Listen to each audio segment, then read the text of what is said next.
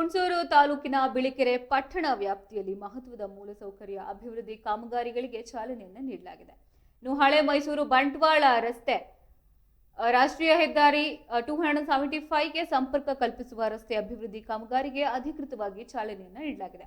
ಇದರೊಂದಿಗೆ ಬಿಳಿಕೆರೆ ಬಸ್ ನಿಲ್ದಾಣದ ಮುಂಭಾಗ ನಿರ್ಮಿಸಲಾಗ್ತಾ ಇರುವ ಸಾರ್ವಜನಿಕ ಅಭಿವೃದ್ಧಿ ಕಾಮಗಾರಿಗಳಿಗೂ ಕೂಡ ಭವ್ಯವಾಗಿ ಗುದ್ದಲಿ ಪೂಜೆಯನ್ನು ನೆರವೇರಿಸಲಾಗಿದೆ.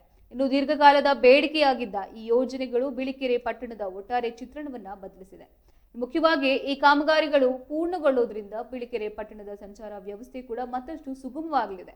ವಾಹನ ಸವಾರರು ಹಾಗೆ ಸ್ಥಳೀಯ ನಿವಾಸಿಗಳಿಗೆ ಸಂಚಾರ ದಟ್ಟಣೆಯಿಂದ ಮುಕ್ತಿಯೇ ಸಿಗಲಿದ್ದು ಸಾರ್ವಜನಿಕರಿಗೆ ಅಗತ್ಯವಾದ ಅತ್ಯಾಧುನಿಕ ಮೂಲಸೌಕರ್ಯಗಳು ದೊರೆಯಲಿದೆ. ಈ ಮಹತ್ವದ ಯೋಜನೆಗಳು ಈ ಭಾಗದ ಒಟ್ಟಾರೆ ಆರ್ಥಿಕ ಹಾಗೆ ಸಾಮಾಜಿಕ ಅಭಿವೃದ್ಧಿಗೆ ಹೊಸ ಚೈತನ್ಯವನ್ನು ತುಂಬಲಿ ಎಂದು ಆಶಿಸಲಾಗುತ್ತದೆ.